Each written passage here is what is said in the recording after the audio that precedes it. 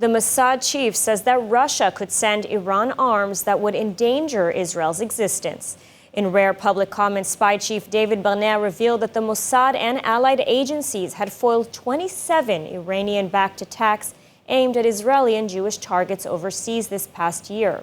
Barnea also issued a warning that Iranian leaders were not immune to Israeli strikes. More from ILTV's Steve Leibovitz. Spy Chief David Barnea pulled no punches in describing the active war underway against Iran.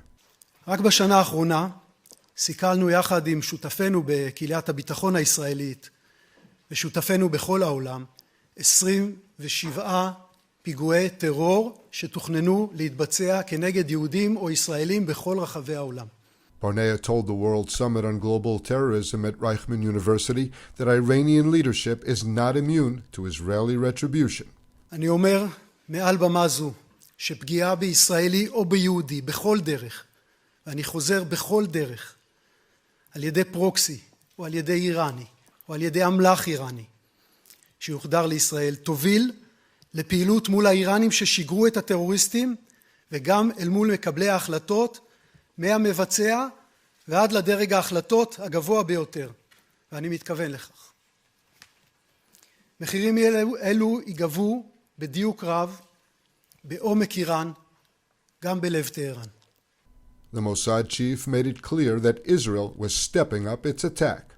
המסר שלנו חד, ברור ונחוש. לאלו שהחליטו על שיגור החוליות, יהיו בטוחים שנגיע אליכם והצדק יעשה ויראה.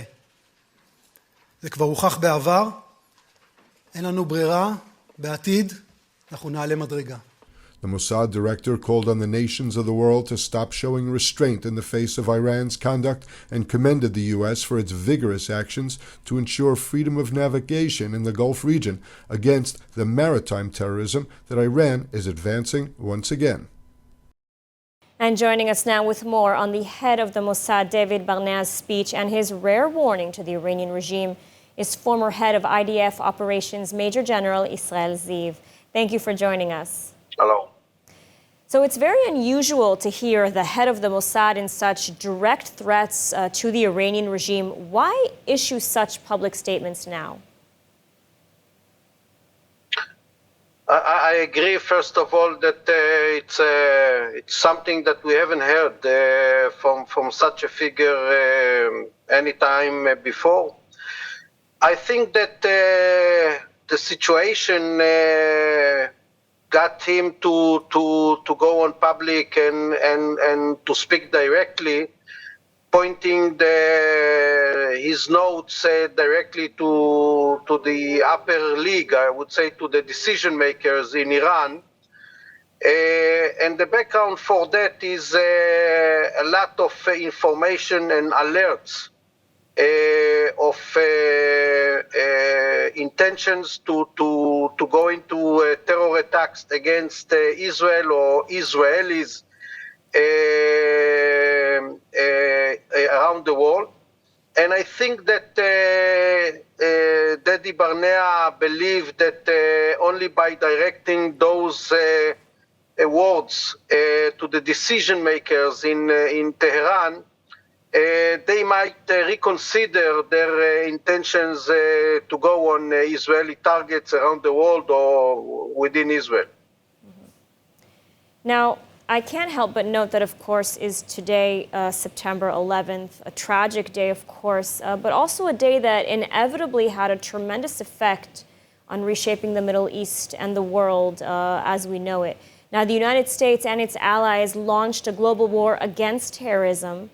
And yet today, Iran has emerged as the largest sponsor of state terrorism in the world and is still welcomed by many countries in the international arena. So where is the resolve? Where is the international community in combating these terror threats? It's a very good question. I think we are on an edge of kind of a different order in the world. I think that what Iran reflects is the change of that order by gaining so much confidence and position to threat Israel. The causes for that, I believe that they believe that the American front and policy on sanctioning them is of fail and has failed. They new alignment with Russia and with China and with Saudi brought them into international position that they haven't been there before. And of course, what is happening in Israel is encouraging them to try to gain some more by threatening Israel and try to execute some terror attacks against Israel.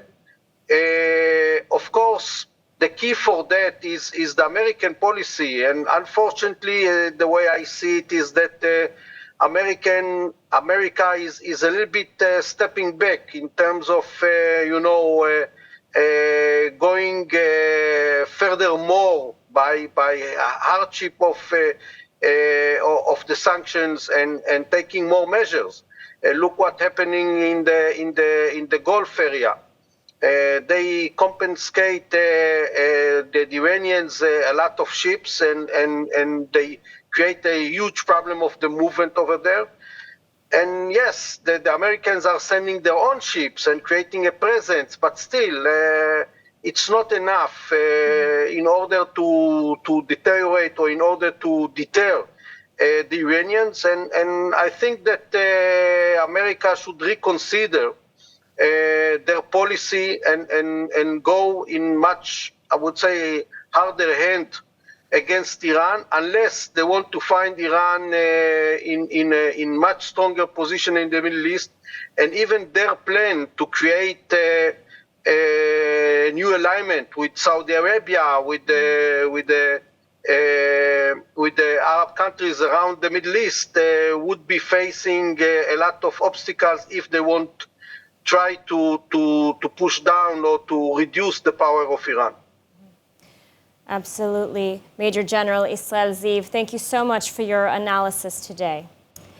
And an Israeli delegation on Monday joined representatives from some 140 countries for the UNESCO World Heritage Committee meeting in Riyadh, in yet another sign of warming ties between Israel and Saudi Arabia.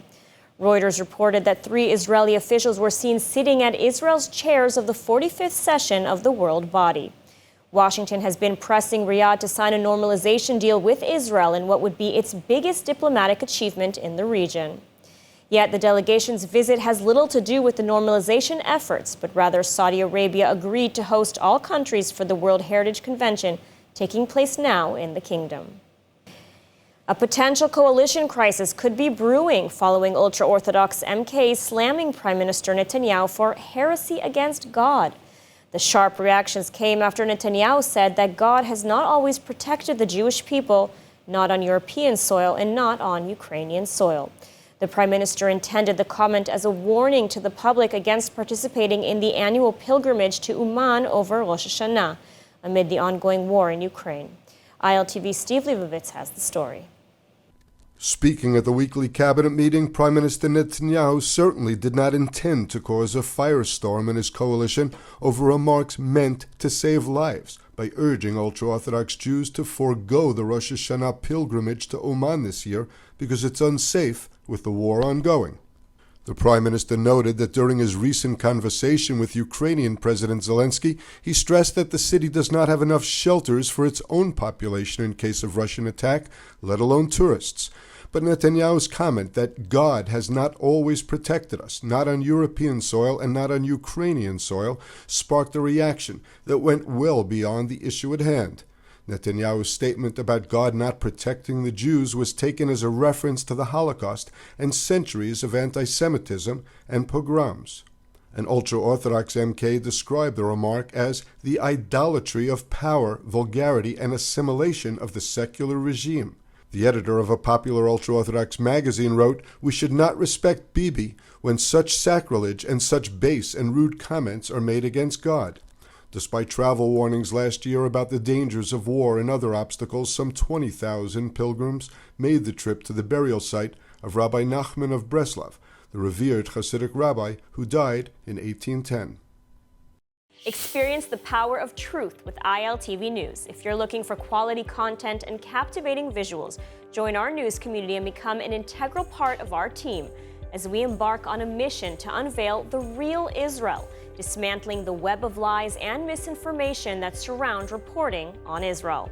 By subscribing to ILTV News, you will not only have access to the latest updates, but you will also amplify our message, creating a ripple effect that carries the truth far and wide. Subscribe today and help reshape the narrative. Available on the web, Android, and Apple. Workers on Sunday cleared notes to God that were placed in between the stones of the Western Wall in the Old City of Jerusalem to make space for new notes ahead of Rosh Hashana, the Jewish New Year.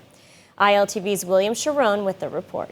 Equipped with long sticks, a team of workers in Jerusalem's Old City spent the day on Sunday clearing out notes to God that were placed in the cracks of the Western Wall in order to make room for the new notes just ahead of the Jewish New Year.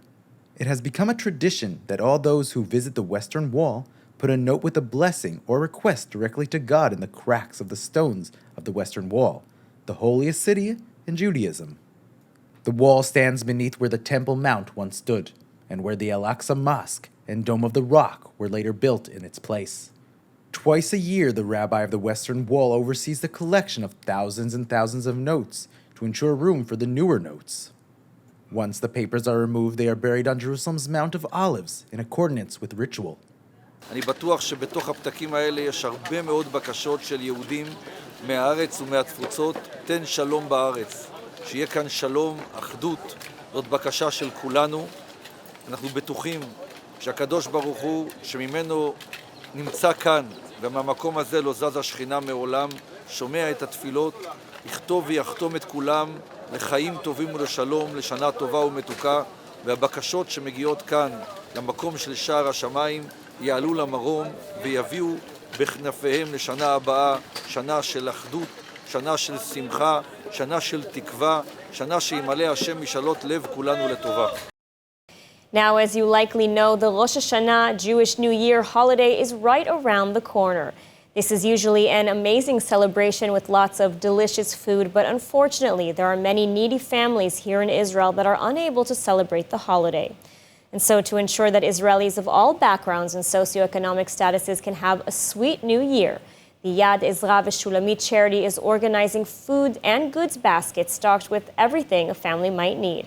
And so joining us now is celebrity chef and cookbook author Jamie Geller, who every year, or really every holiday, throws her support behind the Yad Ezra Shulamit to help those in need. Thank you for joining us. Thank you for having me, Ladar. So you obviously work a lot with food, but what brings you to help with Yad Ezra Shulamit? Look, I think when you would know and understand that a third of the children living in Israel are living below the poverty line, I felt that it's like my duty, having dedicated so much of my professional life to feeding people, that this was like a natural extension and very necessary for me to get involved with. And this Rosh Hashana, 300,000 people will be fed by Yad Ezra Shulamit. This is something that not only do I want to throw my support behind, but I want to see how we can together help to feed the hungry people in Israel, women, children, widows, orphans, lone soldiers, everyone that needs to be fed. And so what exactly does the organization do? So the organization is unbelievable. First of all, I've been, for many, many years, I've been at the distribution center. I've actually went to visit people who are the recipients of food baskets and vouchers. Normally on a regular basis, Yad Ezra Shulamit gives out 12,000 food baskets a week, plus vouchers to hungry families and many, many children in Israel. In addition to feeding them in their after-school centers, clothing them with warm coats in the winter. It's just an unbelievable organization that is so dedicated to ensuring that with dignity and respect, the hungry people in Israel are fed And a thing I love about, in addition to the food baskets, which are all the basics and essentials you would need, the vouchers allow the parents to take their children shopping, and they can actually point to a treat on the shelf and say, like, I would love that, and them to be able to buy what the kid might actually want, something special. And to us, what we take as a luxury is something that is like, should not be underestimated, the value of that. So in addition to the food baskets, the vouchers on a weekly basis, I think, are super special. And there are many organizations that help the needy here in Israel, especially during the holidays. What is different about Yad Ezra v'Shulamit? I mean, why did you choose to volunteer specifically with this organization? I have to say, thank God there are so many organizations, and everyone in every organization fully funded and acting on behalf of the needy is still not enough to feed the needy in Israel. So honestly, it's an honor to be part of Yad Ezra Shulamit, but we really support everyone who is feeding those who are hungry in Israel. What I saw here, the founder of Yad Ezra Shulamit was so, he grew up himself in this way, and he understood what it means to be hungry, and he made a promise that he would take it upon himself to make sure that no child in Israel goes hungry. So when I saw that personal dedication and a person who's coming from a place of really understanding what these children and what these families need, that touched me really deeply to my core. And just to see the dedication, over 1,000 volunteers will be coming together to feed the 300,000 people in Israel that Yad Ezra Shulamit is committed to feeding this Rosh Hashana. And that was something I was like, sign me up, I'm in. So that was why. And what do they do specifically for Rosh Hashanah? I mean, like what's included in the baskets, what foods? And I hear also that this year they're helping lone soldiers. So can you maybe tell us a little bit more about this as well? So for sure. So for this Rosh Hashanah, we're feeding 300,000 people in Israel. That's food baskets. 55,000 food baskets are going out to families, and that's a total of 300,000 people in 91 cities across Israel. And it's quite the operation. It takes 1,000 volunteers to put it together. That's one of the reasons why I love Yad Ezra Shulamit. 91 cities. I mean, we're really touching. It's not like just concentrated in central Israel or northern Israel or southern Israel. Really, really trying to hit all of the areas across the country, north to south and east to west. The food baskets are filled with chicken and grape juice and challah. Honey is so expensive. It's supposed to be a sweet new year. Honey is one of those very, very costly ingredients and something that's essential to celebrating the holiday, plus the food vouchers. In addition to that, there's a new program for lone soldiers. This Rosh Hashanah will be feeding over 200 lone soldiers. For anybody that doesn't know, lone soldiers come from abroad. They make aliyah to Israel with no family, alone. That is why they're called lone soldiers, to fight and dedicate their lives. And they're willing to risk their lives and give their lives to support and to protect the land and the people of Israel. And look at what they're doing for us.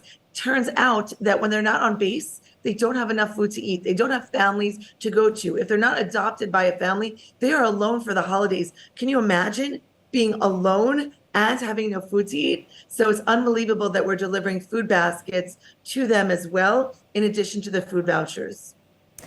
And so if our viewers want to get involved, they've heard about this amazing organization, they see how passionate you are about it, how can they help out? Well, first of all, obviously, every donation helps. I think if you think in terms of donating and committing yourself to a food basket, there are 55,000 food baskets that will feed over 300,000 people. Or think about a lone soldier and do a food basket plus a voucher. That's a food basket plus a 200 shekel voucher. If everyone listening, I mean, I know we have more than 200 listeners, would commit themselves to adopting a soldier or to doing a food basket for the holiday, it would make a massive difference. I know that you'll put the link down below. There's a special link for those watching here on ILTV, and it's an unbelievable way to get involved, to donate, and then of course you can volunteer there. We have 1,000 volunteers that are helping to give out, like I said, 55,000 food baskets across 91 cities to over 300,000 people, but all donations help. All right, Jamie, thank you so much for joining us, and happy Rosh Hashanah. Thank you, Lazar, so much for the opportunity to share this opportunity with you and all of the ILTV viewers. And with Rosh Hashanah just around the corner, it's a time when people reflect on the past year. and make new plans for the year ahead. So ILTV's Ariel Alechiani headed out into Tel Aviv to see what New Year's resolutions people are making this Jewish New Year. Let's take a look. Hi everyone, so in just a couple of days it is Rosh Hashana, which is the Jewish New Year. And New Year means New Year's resolutions. So let's speak to a few people and see what they have planned for the year ahead. Okay, what is my newest resolution? I think I want to live life a bit more, like go on vacations and stuff. So I think I'll do that more. I would like to get exposed to a lot of new experiences, like things I haven't done before, make this year unique. Exactly like I suggest everyone else to do. Could be food-wise, it could be traveling. Yeah. My New Year's resolution is to learn more Hebrew, go to Uman like a good girl, and just keep on keeping on. This year, for sure, I'll become a millionaire. No doubt. And did you have one last year? Yes, to become a millionaire. Did it happen? Not yet, but we're working on it. Did you have a New Year's resolution last year? Yes, What was it? to do more exercise. And did you stick to it? Yeah. I did want to come to Israel for a year, and I've known that for a very long time. And I'm just happy that I'm here, so we could count that as a New Year's resolution. I wanted to study medicine, so I didn't do as much fun because I really wanted to get in. So did you stick to your resolution? did, and I got in. New Year resolution for this year. I think this year I wanted to make sure that I move forward with starting a family, so get married to my wife, enjoy my time a little bit more, my lifestyle a little bit more, which I think I stuck to, generally speaking, and visit Israel a couple of times, which I've done. So beautiful being here in this country where I lived and born, yeah, I think that's it. Well, this is not science fiction. Israeli scientists achieve a groundbreaking milestone, creating synthetic embryo models in a lab, unlocking potential for advancements in stem cell research, embryonic development, and even organ transplantation. ILTV's Amit Harari has the story. In a groundbreaking development, Israeli scientists at the Weizmann Institute of Science have achieved a major milestone by creating synthetic embryo models using stem cells entirely without a laboratory setting.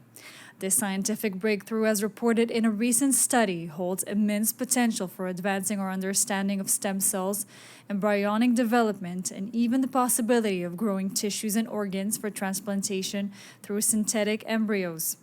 Led by Professor Jacob Hanna, the research team has successfully cultivated a cluster of cells that strikingly resembles human embryonic cells using laboratory mice stem cells. This achievement surpasses previous attempts to create credible synthetic embryo models.